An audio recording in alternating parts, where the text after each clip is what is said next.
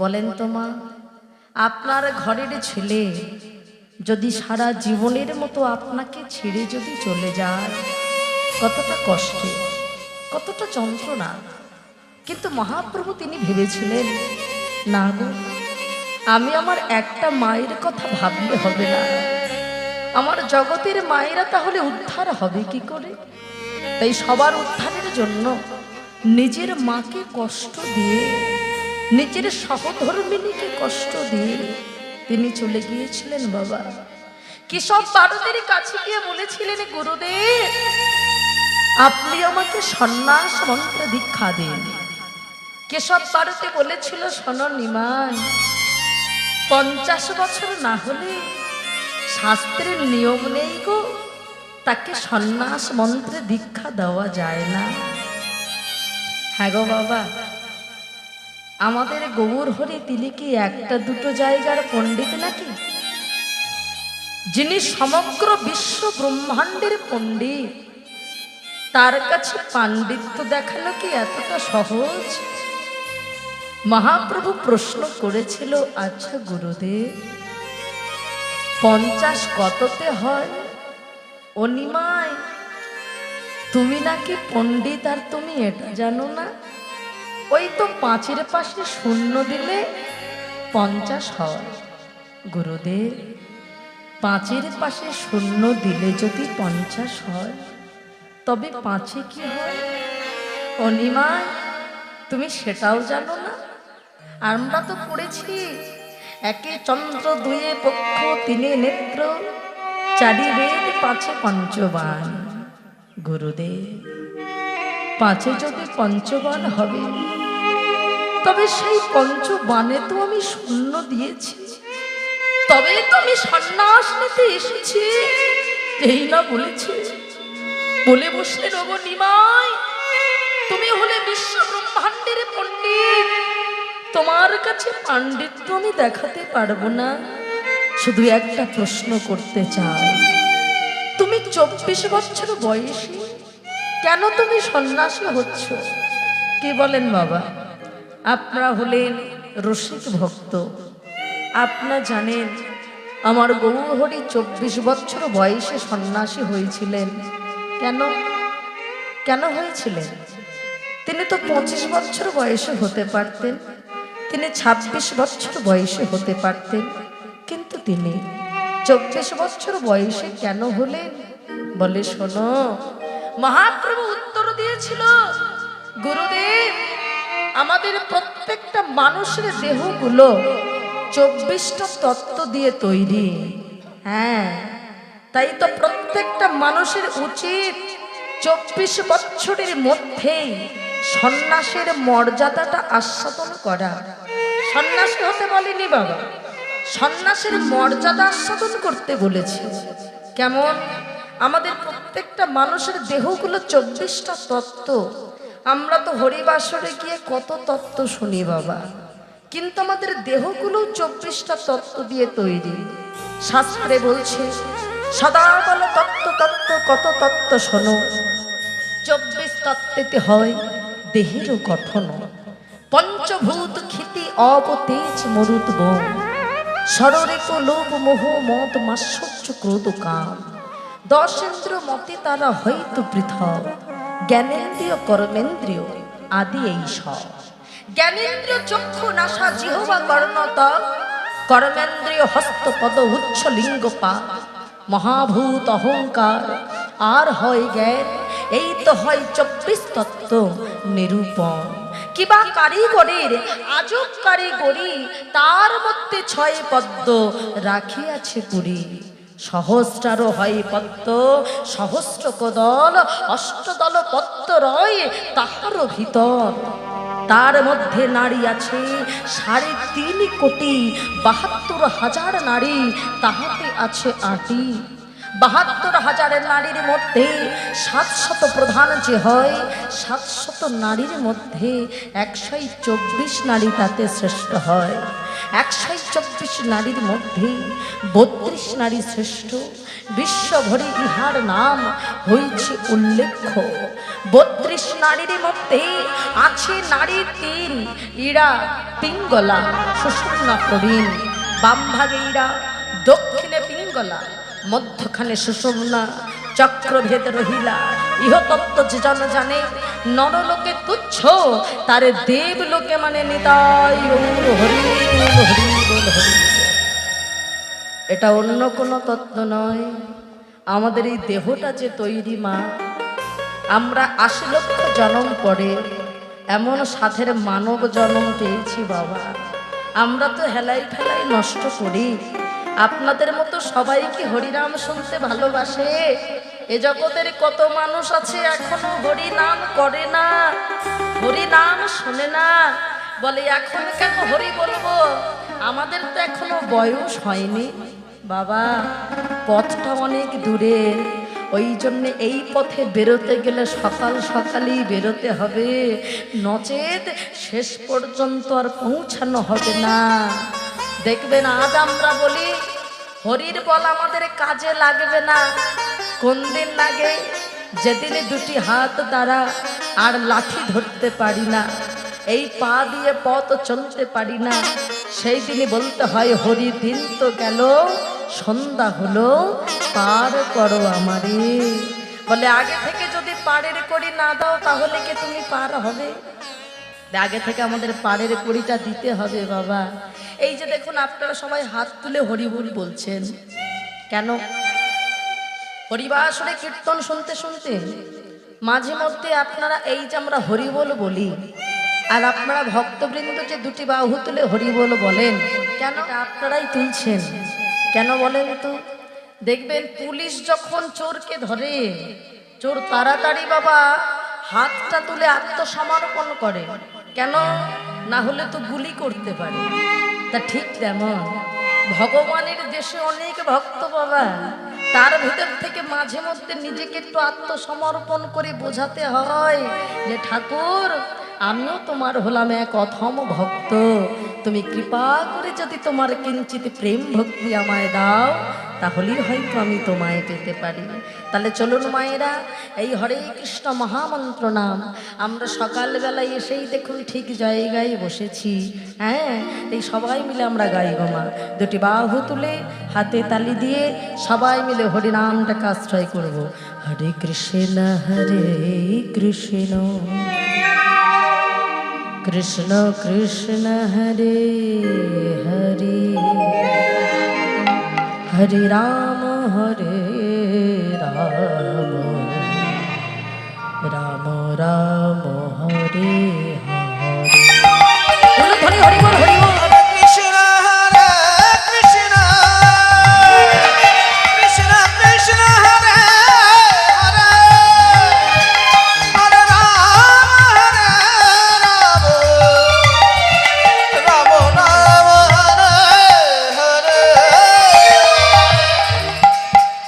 ভক্ত কিন্তু এমন করে হরি নামে বসে থাকলে ভালো লাগে দেখতে। আমার তো ভালো লাগাটা বড় কথা নয়, আমার গৌর হরির ভালো লাগবে না। সবাই একটু হাত তুলুন না বাবা, সবাই মিলে, আমার জন্য নয়, গৌর হরির জন্য। হ্যাঁ, এবার তালে তালে, বাহ, সুন্দর উলুধ্বনি। হরে কৃষ্ণ কৃষ্ণ কৃষ্ণ কৃষ্ণ হরে হরে, হরে রাম হরে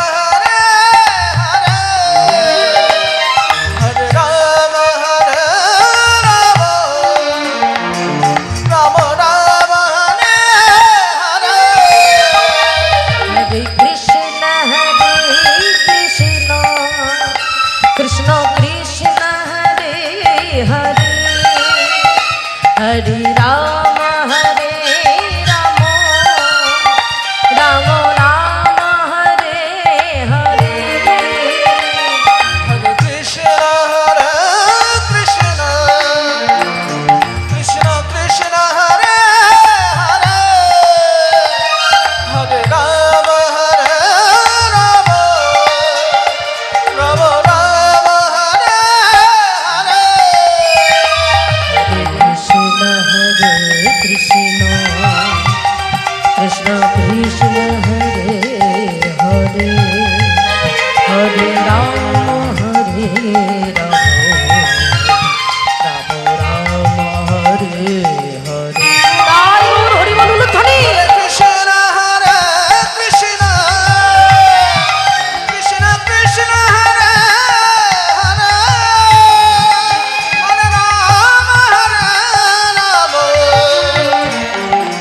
রাম হরে হরে তাই আজ আমার গৌর হরির ভক্তবৃন্দ যখন এমনভাবে হরিনাম করছে, সবাই যখন আহ্বান করছে, আর কি গৌর হরি থাকতে পারে? তাই সকল ভক্তের আহ্বানে ধীরে ধীরে বার ঘুম থেকে উঠে বসছে। বাসুদেব ঘোষে কহে মনে হরিষ বাসুদেব ঘোষে কহে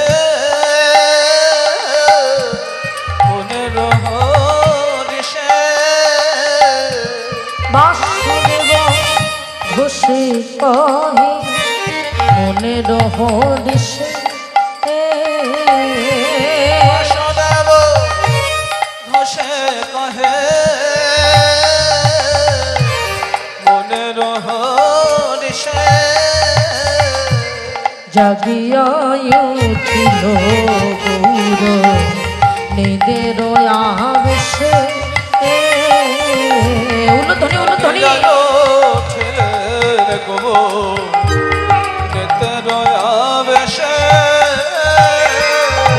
এইবার নদী গৌর জাগিল এইবার মদে গৌর জাগেল এইবার নদী গৌর জাগিল এইবার মদে গৌর জাগেল আজ ভক্তিরি আকুল ডাকে এইবার মদে গৌর জাগিল ভক্তের আকুল ডাকে আমার সচির নন্দন গৌর হরি এইবার মদে গৌর জাগেল আমার সচির নন্দন গৌর হরি এইবার মদে গৌর জাগেল যে ভক্তিরি আকুল ডাকে এইবার মদে গৌর জাগেল আমার সচির নন্দন গৌর হরি তার মদে হরি হরি জাগিল ছেলে নন্দন গৌর এইবার মদে গৌর জাগিল এইবার মদে গৌর জাগিল জাগিয়া উঠিল গৌর নিদের আবেশে জাগে জয় ছেলের গো নিতের আবেশে তাই গৌর হরি এবার যেই জাগৃত হয়েছে। মায়েরা ঘুম থেকে উঠলে একটু কেমন লাগে? হ্যাঁ, যেন অলসতা অলসতা। তাই একটু চোখে মুখে সুবাসিত বাড়ি দিয়ে আমার ভক্তবৃন্দ সুন্দর করে আমার গৌর হরির মুখ মুছাই দিচ্ছে। উঠল গৌরাঙ্গ চাঁদ বসিল আসনে উঠল গো রঙ্গ চাঁদ বসে লয়া উঠল গৌরাঙ্গ চাঁদ বসিল আসনে উঠল গো রঙ্গ চাঁদ বসে লয়া সুবাসিত বাড়িয়ানি বদন প্রখলে সুবাসিত বাড়ি জানে বদন প্রখলে ডাকল হে অবধূত ডাকে গোরারা দাতল হে অবধূত ডাকে গোরারা অদ্বৈত জাগিয়া নিতা নন্দের জাগা অদ্বৈত জাগিয়া নিতা নন্দের জাগা শিবাসাদিয়ার যত প্রিয় ভক্তগণ শিবাসাদিয়ার যত প্রিয় ভক্তগণ আনন্দে হেরয় সবে ও চাঁদ আনন্দে হারায়ে সদা চাঁদ নরহরি গঙ্গাধরা সঙ্গতি বিহারে নরহরি গদাধরে সঙ্গীত বিহারে নরহরি গঙ্গাধরা সঙ্গতি বিহারে ওই নরহরি গদাধরে সঙ্গীত বিহারে বাসুদেব ঘোষে কহে কি করিতে পারে বাসুদেব ঘোষে কহে কি করিতে পারে উঠল গৌরাঙ্গ চাঁদ বসিল আসনে উঠল গৌরাঙ্গ চাঁদ বসিল আসনে বাসুদেব ঘোষ পরম কৃষ্ণ সচ্চিদানন্দ বিগ্রহ অনধিরাধি গোবিন্দ সর্বকারণে শ্রীকৃষ্ণের যত খেলা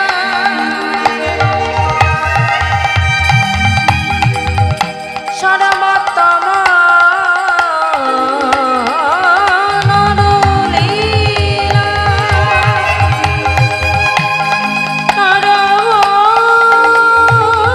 নরবতার সর গোপ বেশ বেনু কর নব কৈশোর নটব নর লীলা হয় মানব রূপে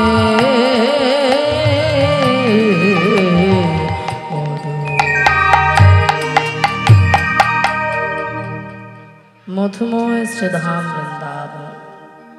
এতক্ষণ আমরা কোথায় ছিলাম মা? নবদ্বীপ ধাম। এবার আমরা কোথায় যাব? মধুময় শ্রীধাম বৃন্দাবনে। আমরা সেই রাধা কৃষ্ণ আমরা দর্শন করব, সেই জন্য আমরা সবাই মিলে চলুন একত্রিতভাবে মধুময় শ্রীধাম বৃন্দাবনে যাই।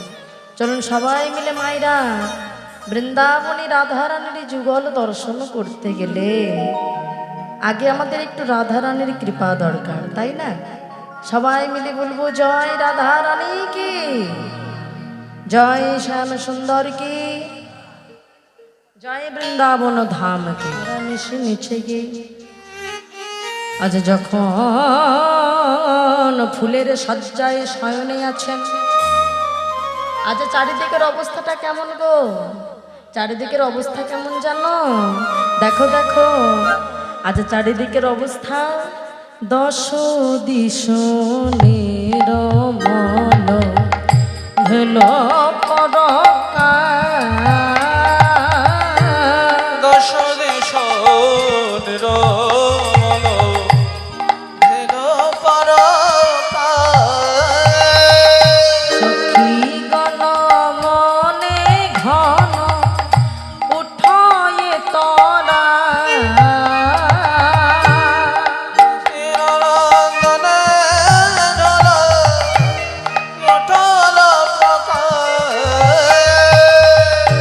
আমৃতে কোকিল ডাকে কদমে ময়ূর অমৃত কোকিল ডাকে কদমে ময়ূর ডারিলে বসিয়া ক্ষীর কহয়ে মধুর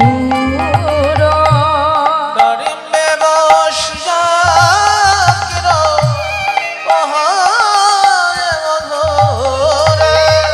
সুকোষাদি দুহ জলে উঠিয়া বিহানে সুখ সরে দুহ জনে উঠিয়া বিহারে রাধা শ্যাম জাগাইতে করে অনুমানে রাধা শ্যামের জগাইতে করে অনুমানে দশ দিশ নিরমল ভেল পরকা দশ দিশ নিরমল ভেল পরকাশ। আজ অবস্থাটা কেমন?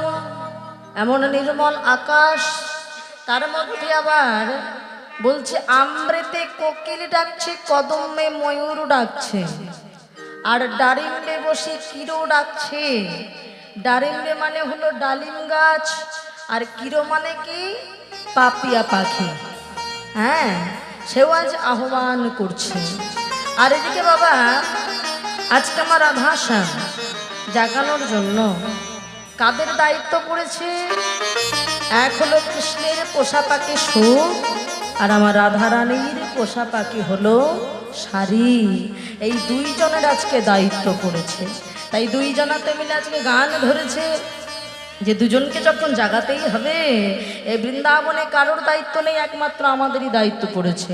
তাই সুখ শাড়ি দুজনে মিলে আজকে গান ধরেছে রাধা শ্যামের পাশে বসে। হ্যাঁ, যে ওগো রাধা শ্যাম, তুমি একবার জাগৃত হও। রাই জাগো বলে সুখ শাড়ি বলে। সবাই মিলে বলবেন মা। রাই জাগো বলে সুখ সারে কতই সুখে নিদ্রা যাকন মানিকের গলে। কত সুখে নিদ্রা যাও রাধে মানিক লয়ে কোলে।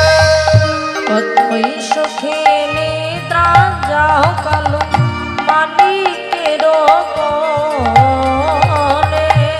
কত সুখে নিদ্রা যাও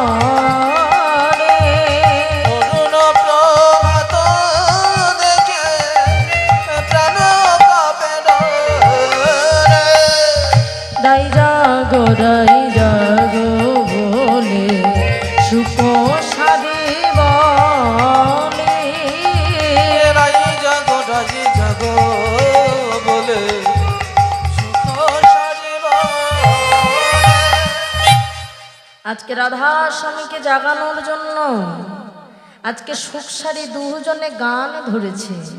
তবে শাড়ি আজকে একটা মনের কথা বলছে, শোনো সুখ, এই বৃন্দাবনে সবাই করে যুগল সেবা, আজ আমরা কিনা করব যুগল ভাঙার সেবা। এ জগতে কেউ তো যুগল ভাঙতে চায় না,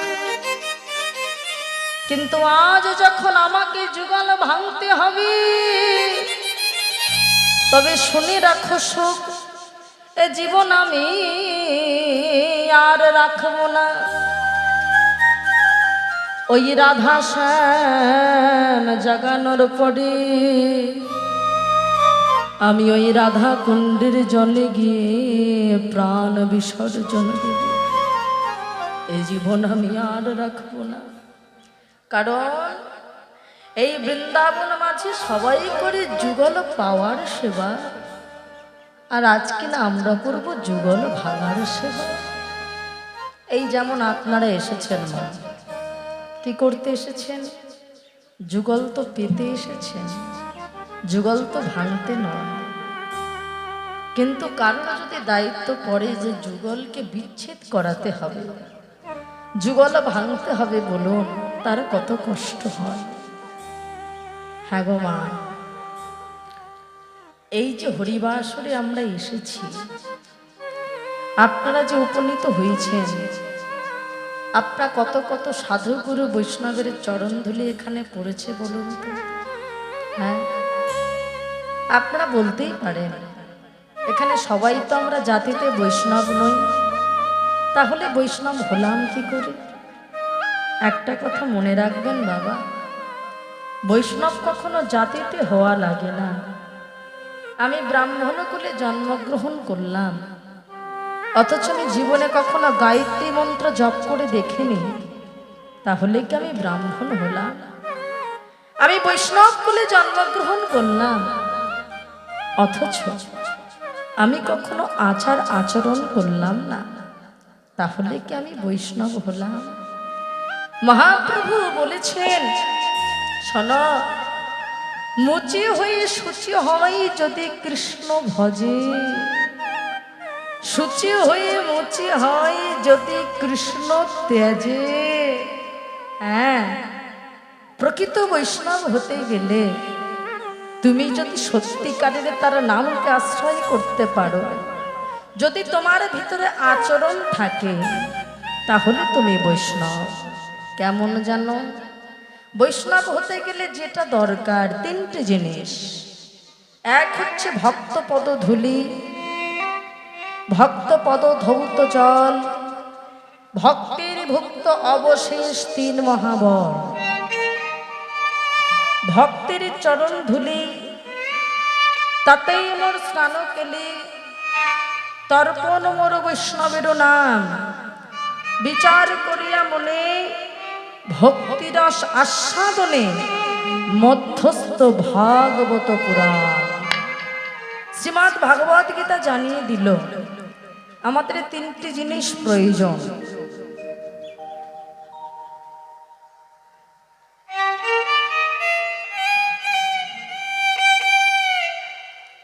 আমাদের তিনটি জিনিস প্রয়োজন। এক হচ্ছে ভক্ত পদধূলি, আর এক হলো ভক্ত পদ ধৌত জল, আর এক হলো ভক্তের ভুক্ত অবশেষ। মায়েরা, তিনটি জিনিস। তার ভিতর থেকে প্রথম জিনিসটাকে আপনারা পাননি? ভাবেন তো, ভক্তের পদধূলি। হ্যাঁ গো মায়েরা, কত কত ভক্তের পদধূলা এখানে পড়ে আছে বলেন তো, কি বলেন? এখানে সকল শত ভক্ত যদি বসে থাকে, আচ্ছা বাবা, সবার পায়ে পায়ে হাত দিয়ে কি প্রণাম করা সম্ভব? সম্ভব নয়। কিন্তু একটা সহজ উপায় আছে, কি বলেন তো? আমরা যখন এই হরিবাসরে আসি, আমরা যেমন এই আসনটাকে সম্মান জানাই, তেমন এই হরিবাসরে বসে আপনারা যখন এই কীর্তন শুনতে বসবেন, এই জায়গায় কত ভক্তের পদধূলা পড়ে আছে, এই জায়গাটাকে সম্মান জানিয়ে ওই ধুলোয় একটু হাত দিয়ে আমাদের মাথায় দিতে হবে। কেন বলেন তো? বলে আমরা তো শুধু ধুলো মাথায় দিচ্ছি, আমার মহাপ্রভু তিনি শুধু ধুলো মাথায় দেয়নি গো, তিনি এই ধুলাই কড়া করে দিয়ে বলেছিলেন, ওহে কলি হত জীব, একবার তোমরা হরি বল বলো, একবার তোমরা হরি বল বলো। এই হরি বল তোমরা যদি বলতে পারো, এই ধুলো যদি একবার অঙ্গে মাখতে পারো, একবার যদি মাথায় দিতে পারো, তাহলে তোমাদের জীবন ধন্য হয়ে যাবে। আপনি আচরই ধর্ম জীবের শেখায়। নিজে আচরণ না করলে কেউ বোঝে বাবা? কেউ বোঝে না। ভালো করে ভাবুন তো বাবা, আমাদের বৈষ্ণব জগতে শ্রেষ্ঠ বৈষ্ণবকে বাবা ভোলানাথ নয়? কিন্তু ভোলানাথ যদি শ্রেষ্ঠ বৈষ্ণব হবে, ভোলানাথের রূপটা একটুখানি মনে করুন তো। ভোলানাথের গলায় তুলসীর মালা কি আছে? নেই বাবা। কিসের মালা? রুদ্রাক্ষের মালা। দেখেছেন? সেখানেও বৈষ্ণবের চিহ্ন মিলল না। তাহলে তিনি বৈষ্ণব হলো কি করে? কপালে যে আমরা তিলক সেবা করেছি, এই ধরনের তিলককে বলা হয় অর্ঘকুণ্ডক তিলক। আমার ভোলানাথের কপালে কি এরকম তিলক আছে না?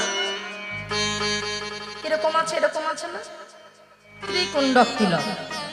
মানে সেখানেও দেখুন বৈষ্ণবের চিহ্ন মিলল না। আচ্ছা, মাথায় কি শিখা আছে? যেগুলো আমার বৈষ্ণব বাবারা মাথায় রাখেন শিখা, ভোলানাথের মাথায় কি শিখা আছে? আছে কি মা? জটা নেই? তাহলে সেখানেও তিনি বৈষ্ণবের চিহ্ন দেখুন মিলল না। পরনে কি আছে? গেরুয়া বসন কি আছে? কি আছে? বাঘের ছাল।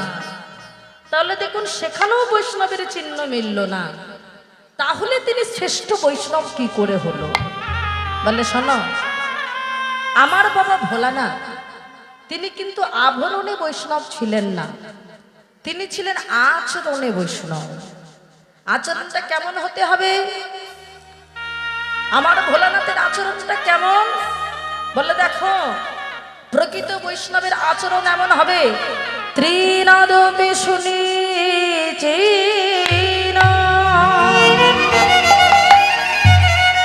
তরিব সহিষ্ণু না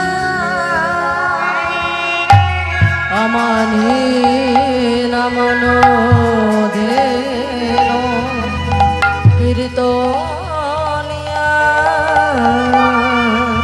সদা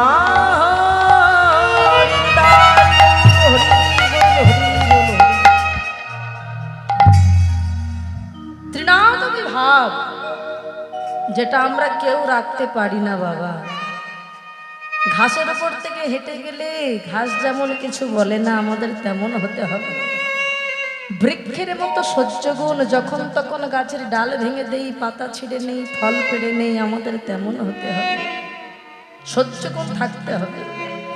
অমানি না মানো দেন। আজকাল জগতের একটা নিয়ম আছে দেখবেন, পরনে ভালো পোশাক আশাক থাকলে, ভালো টাকা পয়সা থাকলে আমরা দেখবেন তাকেই বসতে চেয়ার দেই, বাবা আসুন আসুন বসুন। কেন?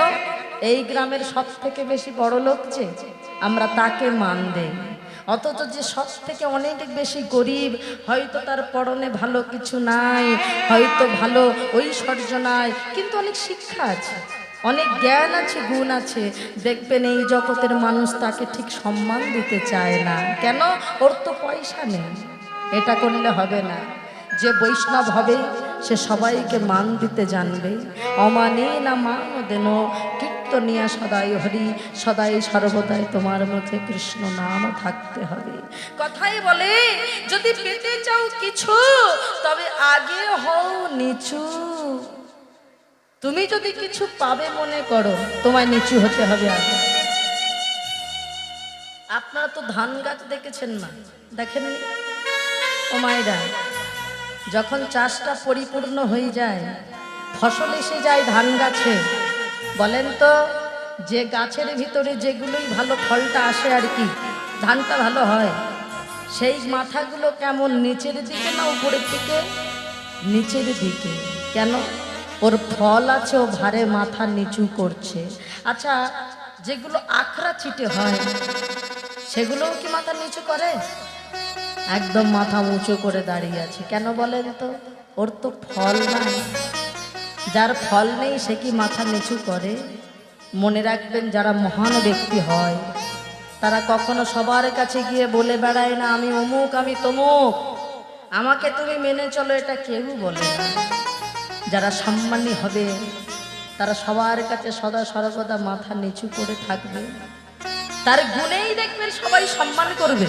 হ্যাঁ, এটাই হলো মহৎ ব্যক্তির উদাহরণ বাবা। তবেই তো তুমি বৈষ্ণব হবে।